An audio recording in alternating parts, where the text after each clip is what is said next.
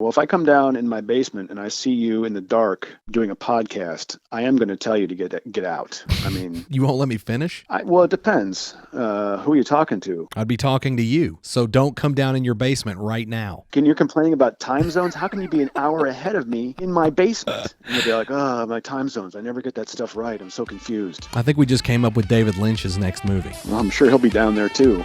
This case should never have come to trial. I don't think it's fair to call my clients frauds. Because one time I turned into a dog and they helped me. Thank you. Your Honor, we would like to withdraw our plea of not guilty and enter a plea of guilty. This trial is a travesty. It's a travesty of a mockery, of a sham, of a mockery, of a travesty, of two mockeries, of a sham. If we are to have faith in justice, we need only to believe in ourselves. And the truth shall set you free! How do you plead, guilty or not guilty? Oh, guilty, but with a real good excuse. I think the truth will come forth. You can't handle the truth! What's up, everybody? This is PJ Starks, your second favorite podcaster, coming to you, not live, but definitely coming to you from the high-rise White Tower, FWH, here at 530 Frederica Street. Now, you might notice something a little different today. And normally Travis is the one to kick these things off, but you might remember on the last episode, we had discussed that he was going through trial prep. Well, what's happened is at this particular time when we're supposed to be recording the podcast, he is unfortunately, now I say unfortunately, but what I really mean is fortunately, because he is actually in the closing statements. So currently he is in court as I speak. And the reason I say fortunately is because he has worked extremely hard along with one of our other attorneys, Tyler Johnson, on these individuals' cases, these clients that we have. They've worked extremely hard, and this trial has gone on a bit longer than what they anticipated. So today, I'm having to do it alone. In the previous episode, we promised you, it was a loose promise, a promise nonetheless, but we promised you a super duper awesome sauce spectacular special episode for our 1 year. Now, the last episode we did was technically 52, which would be 1 year since we do them weekly, but this week was supposed to be like the bonus episode, but due to Travis being in trial, I mean, there's no way I could do this. Well, I probably could do it, but I wouldn't want to do it without Travis. I would want Travis to be here. Obviously, we're a duo. We do this together. It's something we really enjoy. It's a way for us to spend some quality time together that doesn't necessarily involve me showing him settlement presentations. So, and then hopefully not getting yelled at for any mistakes that I've made. But anyway, so we are going to have to postpone the special episode for another week. I'm really excited about the episode. We have a lot of very cool things planned. We're going to be bringing back some really special people that are near and dear to our hearts, some of our favorite guests, if you will. And it's going to be something that's going to be really cool, especially for the listeners, for all of our super fans out there. So definitely be keeping your eyes peeled, because coming up within the next week, let me just go ahead and throw an additional week on there just in case, because you never know, something might happen. I seriously doubt we'll need that extra week, but we'll be bringing you that special episode when we get a chance. So as you all know, unfortunately, Travis couldn't be here, but I do have somebody here that's probably a little bit more important than Travis. We have the one, the only, Benjamin Busch. What's going on, Ben? Here in Michigan, sowing rye and winter wheat in one of my back fields that I've been pulling wild pear from, which were brought to Michigan as this great idea as hedgerows, except, of course, it's a completely invasive species and has taken over everything. Right. Nice thorny trees. Does that have anything to do with global warming? No, it has to do with poor planning, bad research, and a culmination of rushing to judgment as we do with something which seems convenient and ends up being the bane of our lives. I can say that aside from you being far more man than I am, just not just visually. Compliments do make me angry, Do they really? Now, I come from a military family, but it kind of ended with me. Well, if you'd gone to war, it could have ended entirely. So, that's very true. You gotta take the good with the bad. I'm the last person you want fighting alongside you. I am Upham from Saving Private Ryan. Well, he came through in the end. It just took a long time to get his blood up. It was a bit late, though. He was an innocent. That's the whole point. Okay, well, he had to have his innocence destroyed in order to truly touch vengeance. Well, nevertheless, knowing that I would be the reason that Tom Hanks dies, I just could not bring myself to sign up. So some people have to make movies. That's true. And imagine if Steven Spielberg had signed up. Yeah, I know. We might have missed a lot of stuff. We definitely would have. I can't imagine a world where there's no Goonies or Gremlins or right. His greater works. Do you know?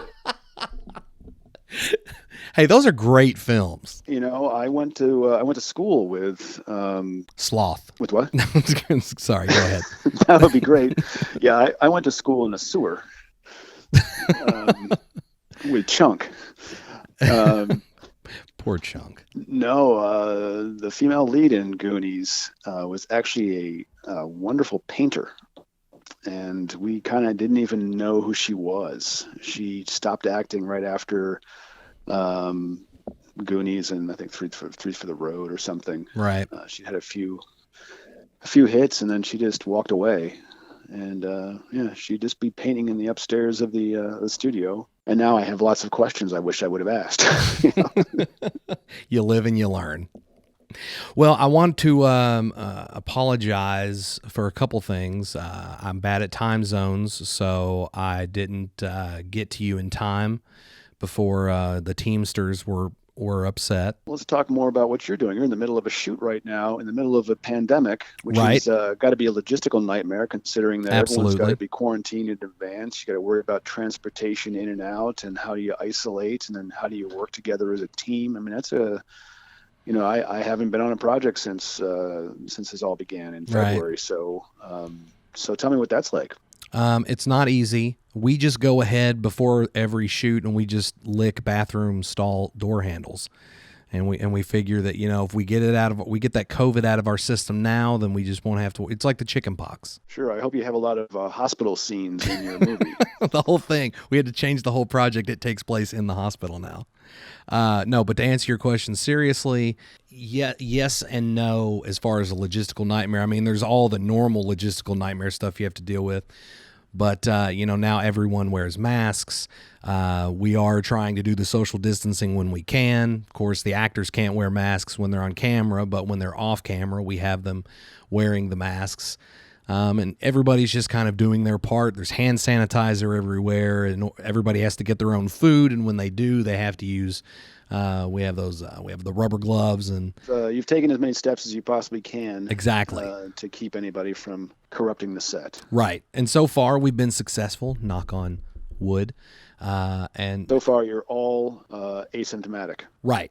Now, I mean, I had a COVID scare, which forced us to. Which it had nothing to do with the movie or being on set. It was completely separate from that. Of course, I postponed the shoot. It was 2 days before we were supposed to start, or I should say the day before we were supposed to start getting together to shoot. I had to postpone. We had to push it back to a later date. We've had some actors come down with the virus. Of course, they were outside the area, so those roles had to be recast, unfortunately. That's an amazing story of this time. Right. I mean, I know Screen Actors Guild is currently trying to reopen. I had my friend Lance Riddick from The Wire is back, and the first day was yesterday on Bosch. The ninth season, I guess they're in, and this is the first action that they've had, and you hear about some cast members got COVID. You had to recast. I mean, right. These are strange times to be trying to make art and then move it forward into an audience. I mean, how do you even, film festivals are over for the foreseeable future. Everything's right. gone virtual. And also, you're going to have to work income out of what is going to be largely digital distribution, which is fraught with all kinds of problems. Certainly one being that nobody likes to pay for anything anymore. Yeah. And once you have a piece of digital material in the world, it can be distributed again by everybody. The pandemic has put the kibosh on a lot of things. We were going to do a festival run. That's not going to happen now. We had a whole local premiere planned. That's not going to happen now. So we're basically going almost directly from finishing production to right into getting the movie out there in physical and VOD. Have you thought about just banking it, or is it got to move? It's a Christmas movie, so well, you're gonna have another Christmas. They keep on happening. It's strange. You assume that. That's true. I guess if the end of the world. Somebody from Texas City, Texas, is calling me at this very moment. I don't know anyone there. Pick it up. It'll probably hang up on you though, and I don't want that to happen. Could be George Bush. Who knows? That's true. It could be Joe Bob Briggs. I hung out on set with him a couple months back, so all right. He could be ready for his big close-up in 13 Sleighs. Well, as you know, unfortunately, we are not going to be doing the super-duper spectacular 1-year anniversary episode on what is now technically episode 53. But I still wanted to, get you on here and on behalf of Travis, who is unable to be here because he's being held over in court, say that we're sorry. I'm here, so it's definitely all Travis's fault.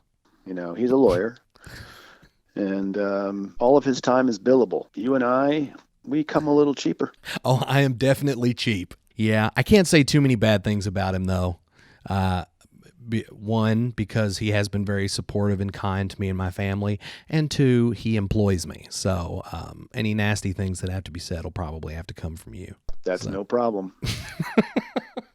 Without even really knowing him very well at all, I can go on a complete diatribe right now with what might at some point be confirmed as entirely fictional allegations against his character and his clothing. Well, he actually is a fashionable guy. In your opinion? That's true. But I buy my clothes at Walmart, and he buys his from this place called the Earl. Sorry, someone just came to the window staring at me. A person came to your window and stared at you? Well, I'm in the conference room, and someone came to the window and stared at me, wondering why I'm sitting in the dark doing a podcast all alone.